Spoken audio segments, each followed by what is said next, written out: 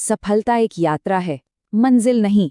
तो इसी बेहतरीन विचार के साथ टारगेट एजुकेशन के डेली करंट अफेयर्स में आपका बहुत बहुत स्वागत है।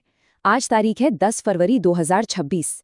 इस पेशकश को आखिर तक ध्यान से देखिएगा, क्योंकि पहले हम आज की सभी महत्वपूर्ण खबरों को विस्तार से समझेंगे और फिर अंत में आपके लिए एक सवाल भी होगा। तो चलिए आज की सबसे बड़ी हेडलाइन के साथ शुरू करते हैं। 10 फरवरी को जैसा कि हम देख सकते हैं, दुनिया के मंच पर भारत की स्थिति को लेकर एक बहुत बड़ा अपडेट आया है, खासकर उसकी सैन्य शक्ति को लेकर। सबसे पहले हम देश के 2 प्रमुख राज्यों से आ रही कुछ महत्वपूर्ण खबरों और अपडेट्स को कवर करेंगे। शुरुआत करते हैं कर्नाटक से, जहां स्थानीय चुनावों को लेकर एक काफी बड़ा फैसला लिया गया है। राज्य सरकार ने पारंपरिक कागजी मतपत्रों यानी कि पेपर बैलेट के इस्तेमाल को फिर से मंजूरी दे दी है। वैसे कर्नाटक सिर्फ इसी खबर की वजह से चर्चा में नहीं है। ये भारत में कॉफी और मक्के का सबसे बड़ा उत्पादक है, और क्या आपको पता है कि देश में हाथियों की सबसे ज्यादा आबादी भी यहीं पाई जाती है। चलिए अब गुजरात का रुख करते हैं, जहां पब्लिक हेल्थ इंफ्रास्ट्रक्चर को मजबूत करने के लिए एक बहुत ही अच्छा कदम उठाया गया है। वहां 14 नई MRI मशीनें लॉन्च की गई हैं। और गुजरात की अपनी ही एक अलग पहचान है। एक तरफ जहां गिर नेशनल पार्क एशियाई शेरों का एकमात्र घर है, तो वहीं दूसरी तरफ 2036 में अहमदाबाद कॉमनवेल्थ गेम्स की मेजबानी भी करने वाला है।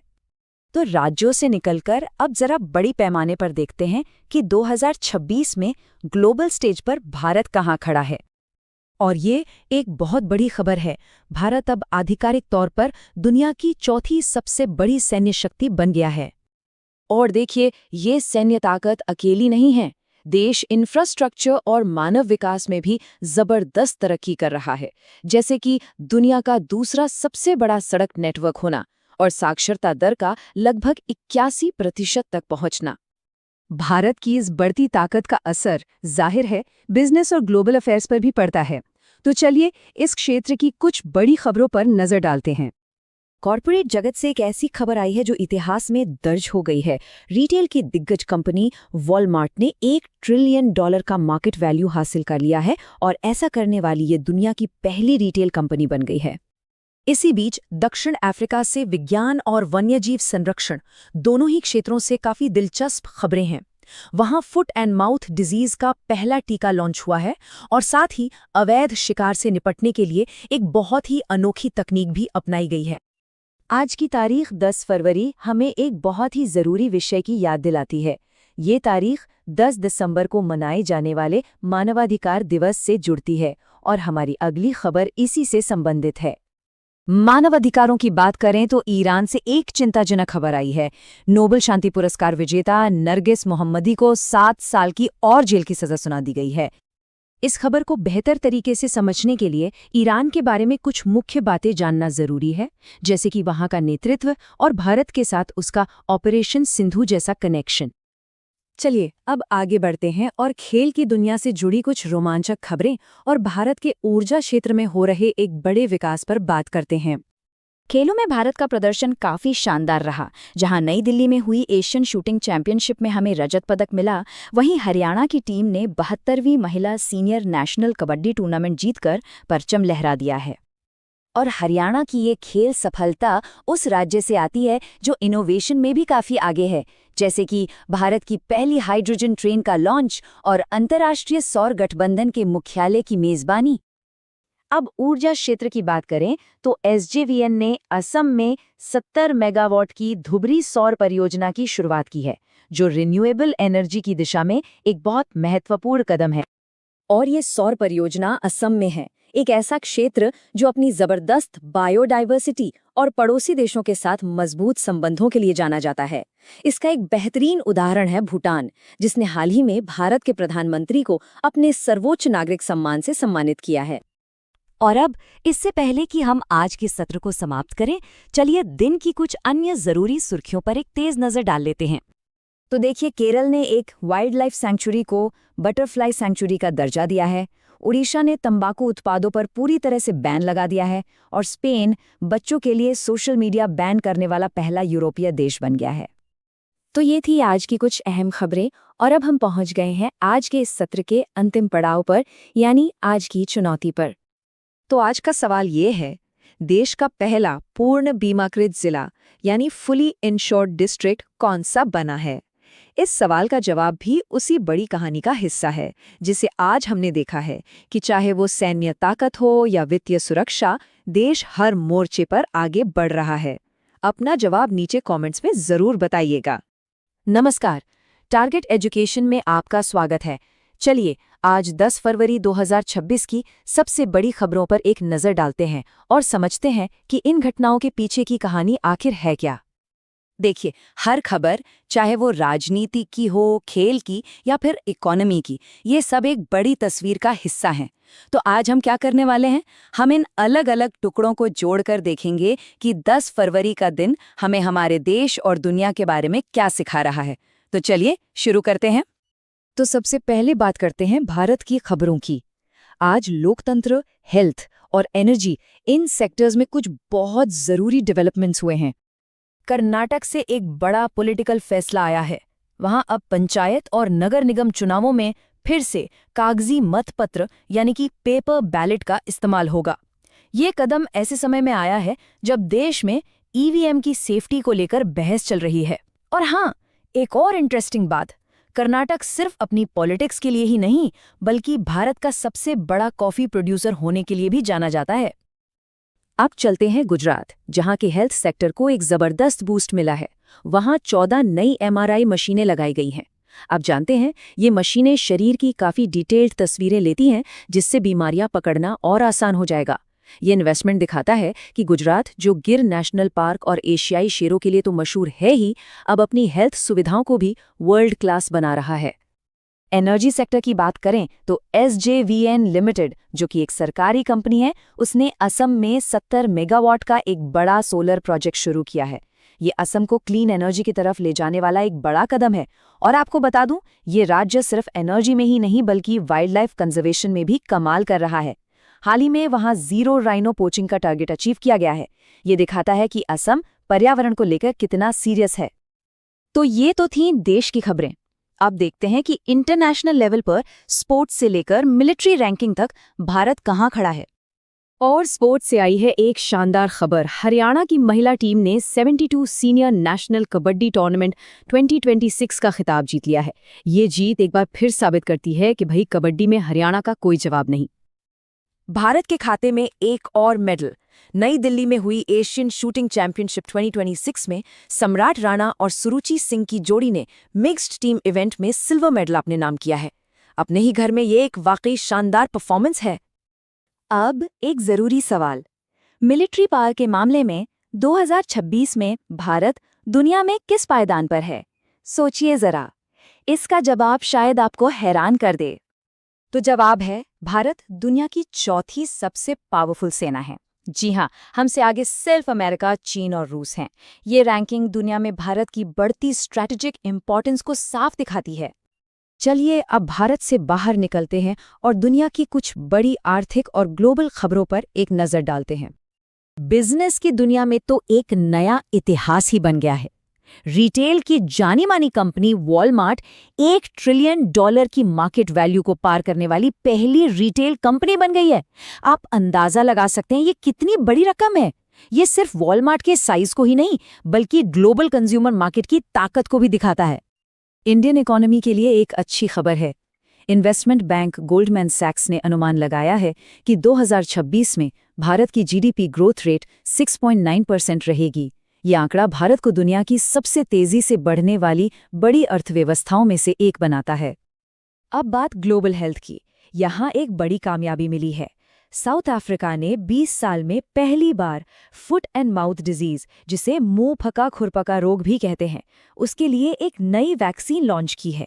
ये बीमारी जानवरों के लिए बहुत खतरनाक होती है, तो ये टीका वहाँ के एग्रीकल्चरल सेक्टर और फूड सिक्योरिटी के लिए एक बहुत बड़ी राहत है। और अब एक चिंताजनक खबर ह्यूमन राइट्स के क्षेत्र से। ईरान ने नोबेल पीस प्राइज विनर और एक्टिविस्ट नरगिस मोहम्मदी को 7 साल और जेल की सजा सुना दी है। ये फैसला दुनिया भर में मानवाधिकारों की स्थिति पर एक बहुत गंभीर सवाल खड़ा करता है। चलिए अब दिन की कुछ और जरूरी खबरों पर फटाफट एक नजर डाल लेते हैं। तो कुछ और सुर्खियां ये हैं। स्पेन 16 साल से कम उम्र के बच्चों के लिए सोशल मीडिया बैन करने वाला पहला यूरोपियन देश बन गया है। क्रिकेट की दुनिया से अच्छी खबर है, भारत ने इंग्लैंड को हराकर आईसीसी अंडर 19 वर्ल्ड कप 26 जीत लिया है। पश्चिम बंगाल को पीयूष पांडे के रूप में नए डीजीपी मिल गए हैं और केरल में आर्लम वाइल्ड लाइफ सेंचुरी का नाम अब ऑफिशियली आर्लम बटरफ्लाई सेंचुरी हो गया है। बायोडाइवर्सिटी को बचाने के लिए ये एक बहुत ही खूबसूरत कदम है। और आखिर में एक जरूरी हेल्थ अवेयरनेस डे के बारे में जान लेते हैं। 7 फरवरी को national black HIV AIDS awareness day था। ये दिन हमें याद दिलाता है कि इस ग्लोबल हेल्थ चैलेंज के बारे में लगातार बात करना और जागरूक रहना कितना जरूरी है।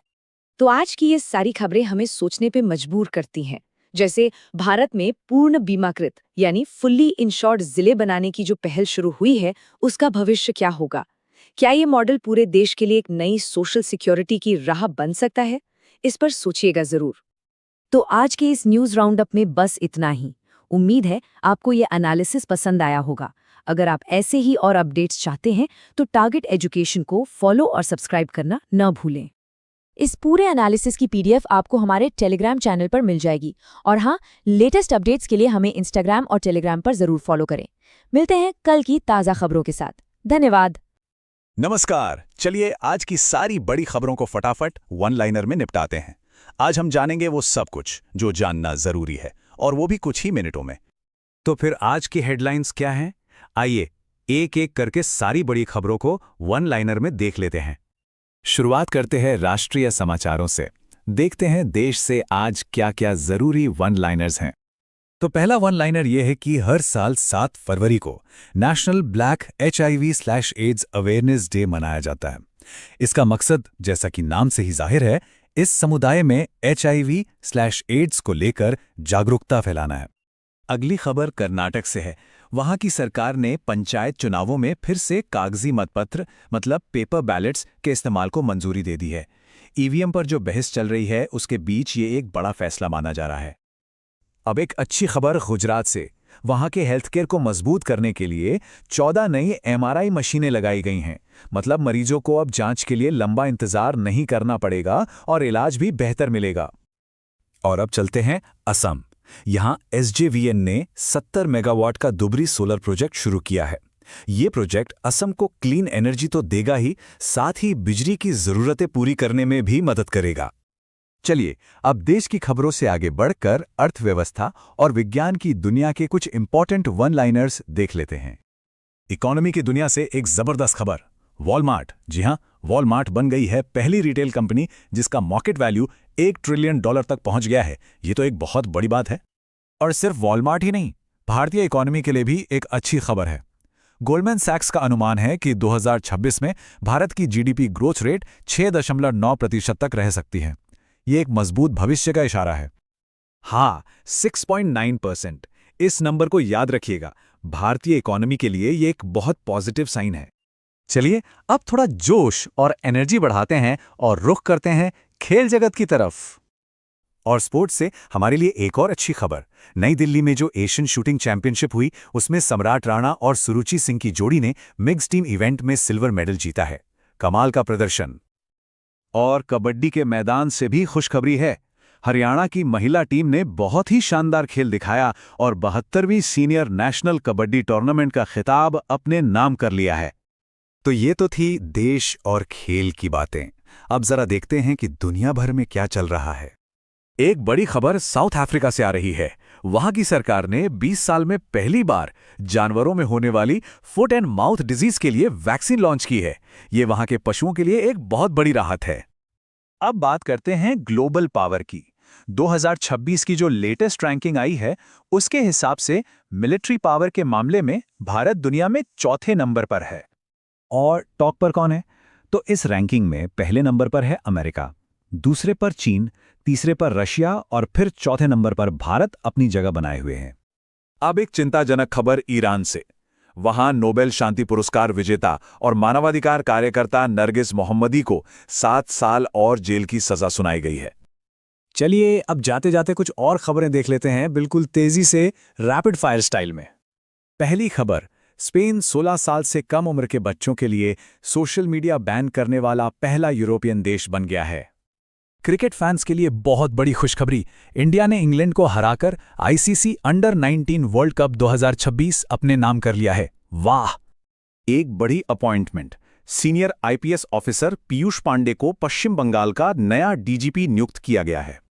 और आखिर में केरल का जो अरलम वाइल्ड लाइफ सैंक्चुरी है, उसका नाम अब अरलम बटरफ्लाई सैंक्चुरी हो गया है।